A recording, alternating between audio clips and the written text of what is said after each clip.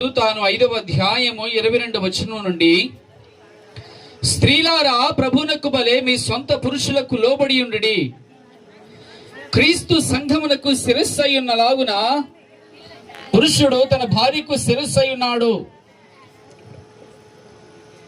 ఒక మాటలో చెప్పాలంటే 22వ వచనములో ఏమున్నదనంటే, స్త్రీలకు చెబుతున్నటువంటి మాట, స్త్రీలారా ప్రభువునకు బలే, అంటే ఎవరైతే ప్రభువుకి పూర్ణ హృదయముతో లోబడుతూ వాక్యాన్ని అంగీకరిస్తూ ఉంటారో, అలాగే తమ భర్తలకు కూడా లోబడి ఉండమని దేవుని వాక్యం సెలవిస్తున్నది.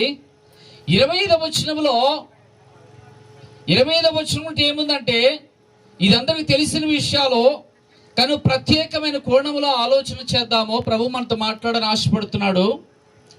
పురుషులతో చెబుతున్నాడు, మీరు మీ భార్యలను ప్రేమించుడి.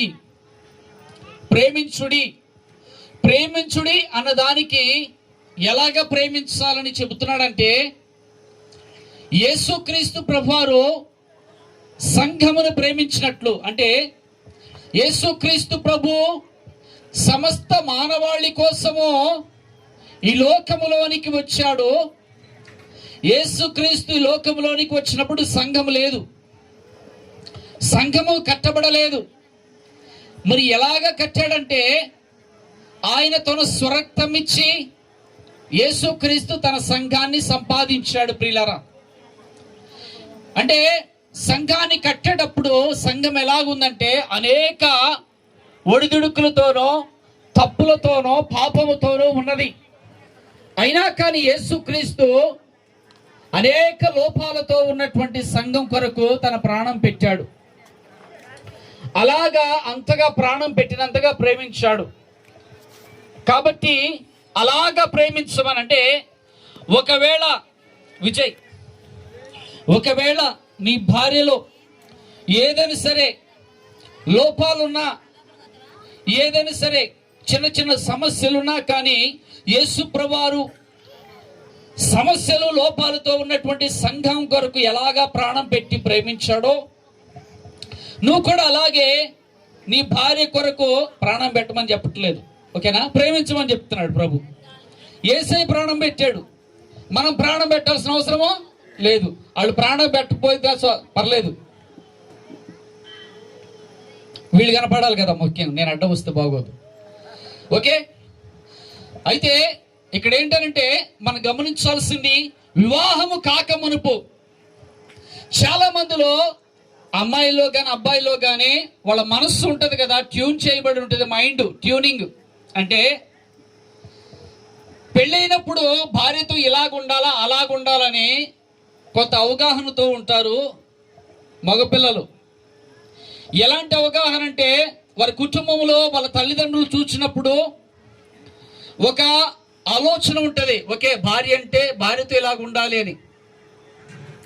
లేదా ఇంటెదుటి వాళ్ళతోనో వారు ఎదుగుతున్నటువంటి ప్రాంతంలో చూసినప్పుడు భార్యాభర్తలు ఉండే వాళ్ళను చూసి, ఓహో ఇలాగుండాలా అని ఒక ముద్ర వాళ్ళలో పడుతుంది, ఓకేనా?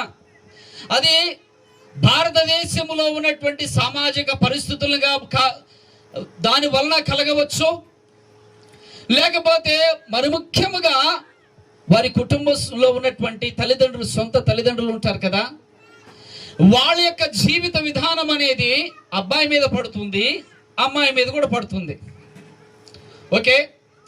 దాన్ని బట్టి వాళ్ళు ఏం చేస్తారంటే, వివాహమైనప్పుడు వాళ్ళ ప్రవర్తన మారిపోతూ ఉంటుంది. అయితే మీరు ఇంతవరకు ఏమైనా నేర్చుకొని ఉండొచ్చు, కానీ మీ మనస్సు ఎలాగైనా సరే, నా వైపు చూడండి, ట్యూన్ చేయబడి ఉండొచ్చు. పరిస్థితులను బట్టి, సామాజిక పరిస్థితులను బట్టి, భారతదేశ సాంప్రదాయాన్ని బట్టి కొంతమంది మనస్సు ట్యూనింగ్ అవుతూ ఉంటుంది. ఒక అమ్మాయికి పెళ్ళైపోయింది, సొంత బంధువుల్లోనే ఒక అమ్మాయి. వివాహమైన తర్వాత భర్తను దగ్గరకు రానివ్వలేదంట. కారణం ఏంటంటే, అక్కడ ఉన్నటువంటి చూచిన పరిస్థితులు, చూసిన విధాన సామాజిక పరిస్థితులు చూచి దూరంగా ఉంచింది. భర్త చాలా మంచివాడు, కానీ ఎదిగిన పరిస్థితులు వేరు. ఎంతగానంటే చివరికి ఎంత అందరూ బతిమలాడి, తన భర్త బతిమలాడి చెప్పినా కానీ సమస్య ఏంటని చెప్పినా కానీ దూరం పెట్టేసి చివరికి వెళ్ళిపోయింది.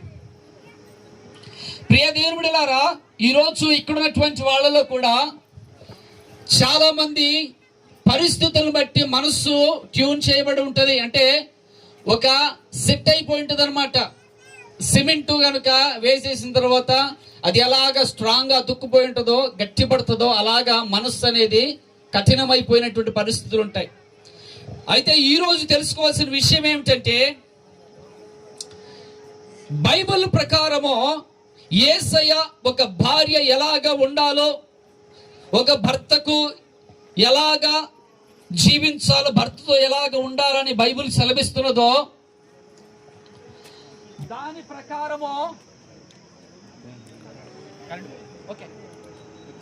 ప్రకారము మనం ఏం చేయాలంటే, ఇప్పుడు ఎవరైనా సరే బైబిల్ చెప్పినట్లు నడుచు. బైబిల్ చాలా స్పష్టమైనటువంటి సందేశాన్ని ఇస్తుంది. వాళ్ళ అకుల ప్రిస్కిల్లాను తర్వాత మీరు వివాహమైన తర్వాత వాళ్ళ జీవితాన్ని మీరు ధ్యానించండి. అకుల ప్రిస్కిల్ ఏముంటుందంటే, ఒక చోట ప్రారంభంలో అకుల ప్రిస్కిల్ అని రాయబడి ఉంటుంది. మళ్ళా కొంత సమయం దాటిపోయిన తర్వాత, ఇప్పుడు చదవద్దు, కొన్ని అధ్యాయాల తర్వాత ప్రిస్కిల్లా అకుల అని రాయబడి ఉంటుంది. అంటే అర్థం ఏంటంటే, వాళ్ళ పేరంటే ఎవరైతే భక్తిలో ముందుకు వెళుతున్నారో వాళ్ళ పేర్లు, భార్య పేరు ముందు ఉంటుంది మొట్టమొదటిగా. అంటే బైబిల్ గ్రంథం ఏమి సెలవిస్తుందంటే, భార్య పేరు భక్తిలో ఎవరైతే ముందుంటున్నారో, క్రీస్తులో ఎవరైతే ఎదుగుతున్నారో వాళ్ళ పేర్లు ముందుండడం, తర్వాత భర్త పేరు, మరలా తర్వాత చూస్తే భర్త పేరు వస్తుంది, తర్వాత భార్య పేరు వస్తుంది. ప్రియులారా, ఈ బైబిల్ గ్రంథం ఏమి సెలవిస్తుందంటే, ఈ బైబిల్ గ్రంథము ఎవరైతే క్రీస్తులో ఎదుగుతారో వాళ్ళు, బైబిల్కి, యేసు క్రీస్తుకి స్త్రీ పురుషులని భేదం ఏమీ ఉండదు. మీరు మీ జీవితాన్ని వాక్యానుసారముగా పరిశీలన చేసుకుంటూ ఆశీర్వదింపబడతారు. మరి ఒక విషయం ముగింపులోనికి వస్తున్నాను నేను. ప్రేమించుకునమని ఒకరు, అంటే భర్తతో ఏమని చెప్తున్నాడంటే, ప్రభు భార్యని ప్రేమించాలి. ప్రేమించడం అంటే వస్తువులు తీసుకొచ్చి ఇవ్వడం కాదు.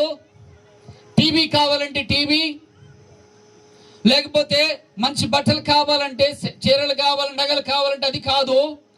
ప్రేమించడం అంటే అవి సమకూర్చడం అనేది ప్రేమించడంలో ఒక భాగము.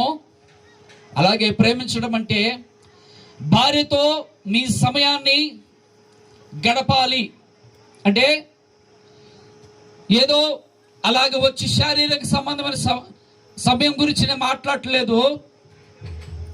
కొద్దిసేపు, రోజులో కొద్దిసేపు అయినా సరే కూర్చుండి ఆమెను, అంటే ఆమె ఏ విధంగా ఏమి చెప్పాలనుకుంటుందో దయచేసి భర్తగా నువ్వు వినగలిగితే ఆమెకి అంతమించి సంతోషం ఏమీ ఉండదు. నేటి దినాల్లో ఎక్కువ సమస్యలు, స్త్రీలు అంటే భార్యలు అసంతృప్తిగా ఎక్కడ ఉన్నారంటే, ఎక్కువ శాతము తమ భర్తలు ఎక్కువగా వారితో సమయాన్ని, అంటే వాళ్ళ ఆలోచనను తెలుసుకోకపోవడము, వాళ్ళ యొక్క మాటలు, వాళ్ళ యొక్క హృదయంలో ఏముందో అది తెలుసుకోవాలని ఆశ చూపించకపోవడము, మనసు ఇప్పి మాట్లాడడానికి సమయాన్ని ఇవ్వకపోవడం వల్ల చాలా మంది భార్యలు, పురుషులారా, భర్తలారా వినండి, ఇక్కడ ఉన్నటువంటి వాళ్ళు దయచేసి హృదయపూర్వకంగా వాళ్ళ యొక్క చెప్పేటువంటి మాటలను వినడానికి సమయము ఇవ్వకపోవడం అనేది, దానివల్ల చాలా మంది భార్యలు అసంతృప్తిగా ఉన్నారు.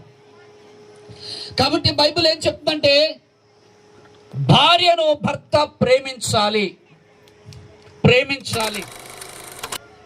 ఎవరైతే పెడతారో ప్రేమించడం అంటే, ఒక ఆయన ఏం చేశాడంటే, నువ్వు లోబడతావా లేదా, ప్రార్థనకి వెళ్ళేవాడే, ప్రార్థనకి వెళ్ళే వ్యక్తే, కానీ తలుపులేసాడంట.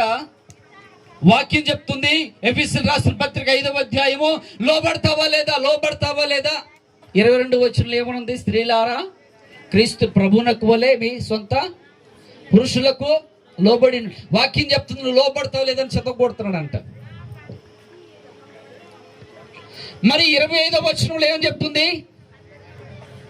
ప్రేమించాలి. భర్త భార్యను మరి ప్రేమించడం పక్కన పెట్టేసి ఈయనేం చేస్తున్నాడు? రూమ్లో వేసి కొడుతున్నాడు, చిత్త కొట్టేస్తున్నాడు. ఓకేనా? కాబట్టి అది కాదు మన జీవితానికి కావాల్సింది. ఏదైనా సరే ఏదైనా సరే ముఖ్యమైనది, ఏదైనా సరే కొన్ని విషయాలు పనులు చెయ్యాలనుకుంటే నేను మీకు ఇచ్చే సలహా ఏంటంటే, నేను పాటించేది మీకు చెప్తున్నా. భార్యాభర్తలు కూర్చొని నేను ఈ పని చేయాలనుకుంటున్నాను అని చేసేసి భార్యకి చెప్పాలి, లేకపోతే భర్త అయితే భార్యకి చెప్పడము, అంటే అనుమతి కోరమని చెప్పడం లేదు, ఆలోచన తీసుకోమని చెప్తున్నా. ఓకేనా? భార్య చదువుకోకపోయినా కానీ చాలా అద్భుతమైన ఆలోచనలు ఇచ్చేటువంటి వాళ్ళు స్త్రీలు చాలా మంది ఉన్నారు. అలాగే నీకు ఎలాంటి ఆలోచన కలిగినా, బాధ కలిగినా కానీ లోపల దాచుకోకుండా భర్తతో పంచుకునేటువంటి స్వేచ్ఛను నువ్వు కలిగి ఉండాలి. అలాంటి స్వేచ్ఛ విజయ్ నువ్వు నీ భార్యకి ఇవ్వగలిగితే అప్పుడు లోబడే ఉంటుంది. అలాంటి స్వేచ్ఛా వాతావరణము నువ్వు నీ భార్యకి ఇవ్వగలగాలి.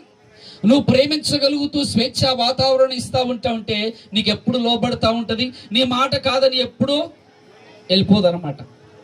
దేవుని స్తోత్రం కలుగునుగా. ఆమె హల్లెలూయా. 2 చేతుల స్తోత్రం హల్లెలూయా. మీకు ఎంతమంది తెలుసో, సిద్ధార్థ్ అని కాఫీ డే ఓనర్ ఉన్నాడు. కోట్ల రూపాయలు బ్యాంకులో అప్పు చేసి చనిపోయాడు. అప్పు తీర్చలేక చాలా అప్పు అయిపోయితే చనిపోయాడు. ఎక్కడ తెలుసా? కారుని బ్రిడ్జి మీద ఆపి కార్ డ్రైవర్ని అక్కడే ఉండమని చెప్పాడు. బ్రిడ్జి మీద నుంచి నదిలో దూకి చచ్చిపోయాడు. ఏంటయ్యా అంటే, కోట్ల రూపాయలకి అధిపతి. మన కర్నూలు సిటీలో కానీ విజయవాడ అక్కడ కూడా చూసి కాఫీ డే షాప్స్ ఉన్నాయి. పెద్ద ఎస్టేట్ ఉందన్నమాట, కాఫీ ఎస్టేట్ అతనికి 1000 ఎకరాలు. భార్యకి ఒక మాట చెప్పలేదు అప్పుల విషయం గురించి. భార్య చాలా బాధపడింది, పిల్లలు ఉన్నారు, బాధపడ్డారు. ఆశ్చర్యకరం అద్భుతకరమైన విషయం ఏంటంటే, భార్య తన భర్త ఆయన ఒక 3-4 సంవత్సరాల్లోనే అప్పు తీర్చివేయడం మాత్రమే కాదు, మళ్ళీ 100 కోట్ల టర్నోవర్ చేసేసింది. దేవుని స్తోత్రం హల్లెలూయా. అప్పు తీర్చివేసింది, మరలా అప్పు పోయి మళ్ళా తన కంపెనీని లాభాల్లో తీసుకొచ్చింది. అంటే భార్యకున్నటువంటి ఆలోచనని నువ్వు వాడుకోగలిగితే, తన జ్ఞానాన్ని నువ్వు వాడుకోగలిగితే, ఓకేనా, మంచి ఆలోచనలు ఇస్తారు. ఒకవేళ ఆయన చనిపోకముందు తన భార్యతో చక్కగా ముచ్చటించి మాట్లాడినట్టయితే తను చావాల్సిన అవసరం ఉండకపోవచ్చు. చచ్చిపోకుండా చక్కగా తన కంపెనీ లాభాల్లో తీసుకురవచ్చు. నేటి కాలంలో స్త్రీలు పురుషులు ఇలాగా వాక్యములు ఎదగకపోవటం వలన ఏమైపోతున్నారంటే, కుటుంబంలో అసమాధానం ఉంటుంది. ఒకరినొకరు కలిసి మాట్లాడకపోవటం వలన, ఎక్కువ సమయమో ఒకరినొకరు కూర్చొని మాట్లాడకపోవటం వలన కుటుంబాన్ని ఏ విధంగా కట్టుకోవాలి, పిల్లల జీవితాలు ఏ విధంగా కట్టుకోవాలి, కలిసి ముచ్చటించుకోకపోవటం వలన అసమాధానం ఏర్పడుతుంది. వాళ్ళ కుటుంబంలో ఐక్యత లేకుండా పోతుంది. ప్రియులారా, భార్యతో ఏ విధంగా ఉండాలన్న జ్ఞానాన్ని ఇస్తాడు. కుటుంబాన్ని ఏ విధంగా కట్టుకోవాలన్న జ్ఞానాన్ని ఒక స్త్రీగా నీకు ఇస్తాడు ప్రభు. ప్రభు మిమ్మల్ని అందరికీ కూడా ఆ విధంగా తన జ్ఞానముతో నింపును గాక. ఆమేన్. సమయం ఇచ్చిన దైవ సేవకులకు వందనాలు. Thank you. ప్రైజ్ లార్డ్ అన్న. Thank you. మంచిది, చక్కటి